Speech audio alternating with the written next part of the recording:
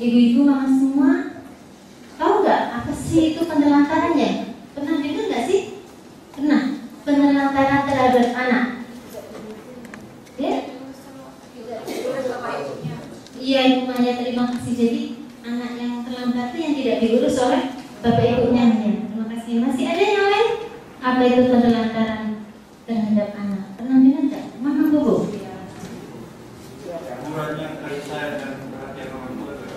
Ya, terima kasih. Jadi betul anak yang diterlantarkan itu yang kurang kasih sayang dari orang tuanya. Ketiga adiknya.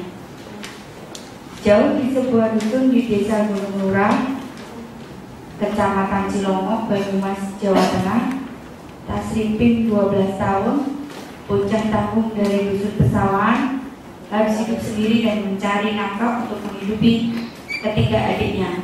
Dendi 9 tahun, Rianti 7 tahun, dan Dario 5 tahun.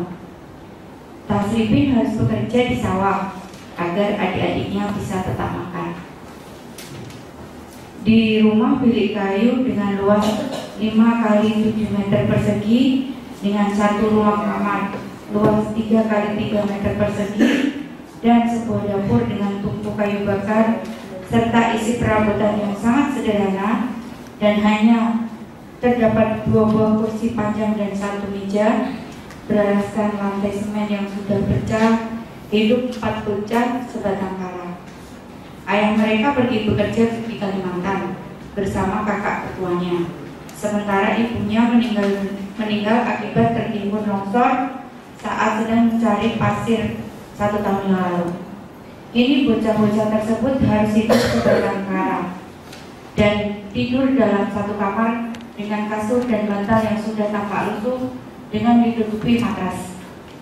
Ketiga adiknya sangat mengandalkan kakak kedua mereka, Tasripin, yang setiap hari harus bekerja di sawah dengan mencangkul, membersihkan sisa-sisa padi, serta menanam padi bersama warga desa pada saat masa tanam. Ibu sudah meninggal dan bapak bekerja di Kalimantan bersama kakak, kata Tasripin pada hari Jumat tanggal 12 bulan 4 2013.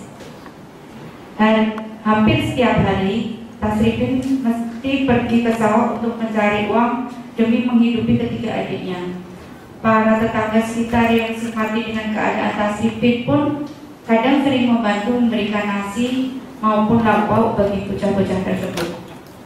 Tak jarang mereka hanya makan dengan nasi seadanya, namun tanpa nikmat.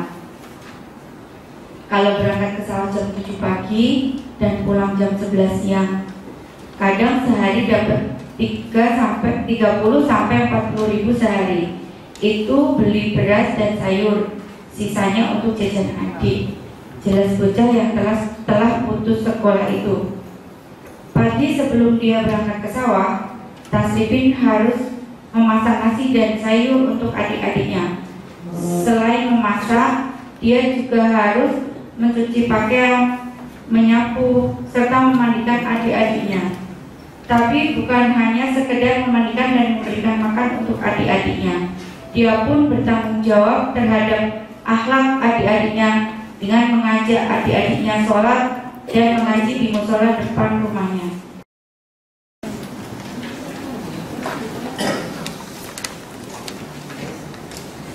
Terima kasih Bu Maya. Ya, tadi kita sudah mendengar bersama tentang cerita Tasripin.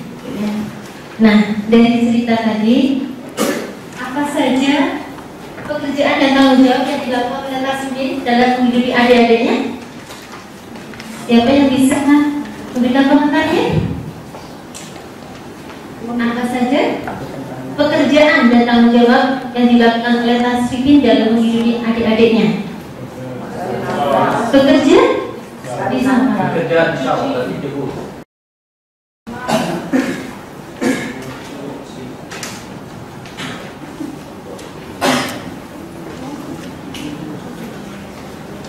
Bekerja di sawah, Tasripin masih harus memasak juga ya?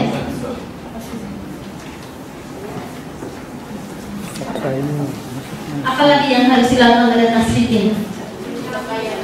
Ya, Bu, menyapu juga, masih mengurus rumah juga ya.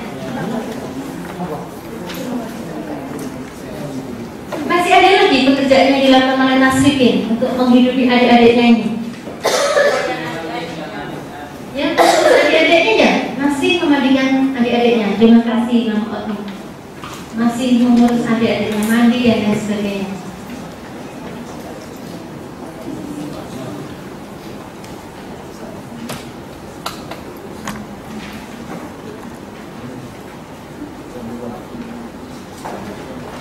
Sudah ini yang dilakukan atas ini? Oh ya, masih punya tanggung jawab juga untuk mengajari adiknya tentang ilmu agama, mengajari ilmu sekolah juga ya. Jadi mengajari adik-adiknya ya. Begitu Mama Bobo? Ya, terima kasih.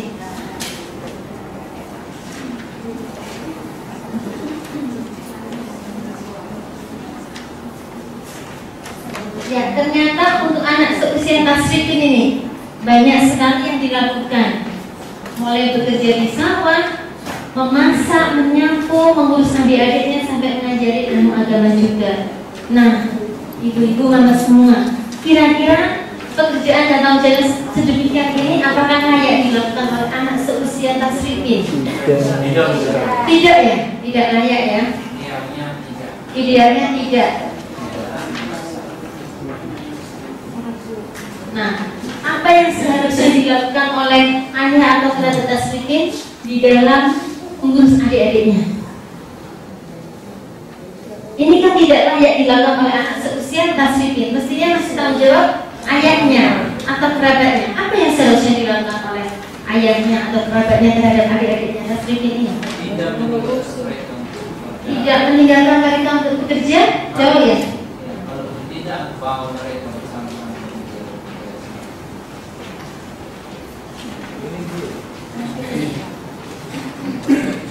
Kenyataannya dia ditinggal ke Kalimantan ya, begitu jauhnya ya. Apalagi yang harus dilakukan oleh ayahnya ya. Kalau oleh kerabatnya, mestinya apa yang dilakukan supaya Nasrikin tidak menanggung beban yang begitu banyak ini yang tidak semestinya dilakukan oleh anak seusia Nasrikin. Apalagi? Ya? Menyekolahkan Nasrikin. Ya, Mama Umbu? Menyekolahkan Nasrikin karena usia sekolah. Iya, terima kasih Mama Umbu. Jadi Nasrikin masih anak usia sekolah ya. Mestinya anak usia seperti Nasrikin masih masuk di sekolah untuk menikmati bangku sekolah ya.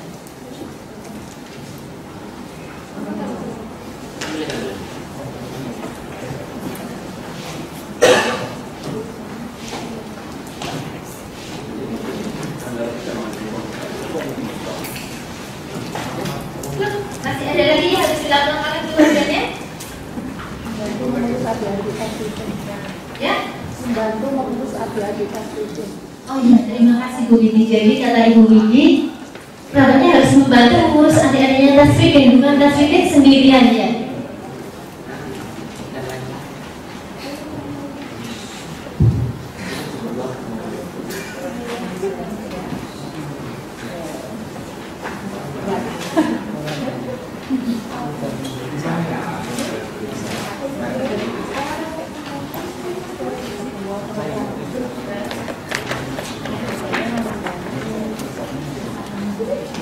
Ya, masih ada yang lain ibu-ibu mama semua? Ya, cukup.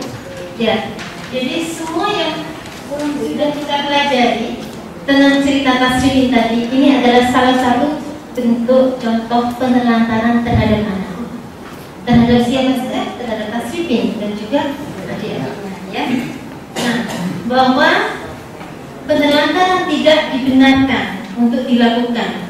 Kewajiban dan tanggung jawab orang tua dalam memenuhi kebutuhan dasar anak, termasuk kasih sayang dan perhatian, harus dilakukan oleh orang tuanya dan juga adik-adiknya. Ya, nah bahwa penelantaran tidak dibenarkan untuk dilakukan.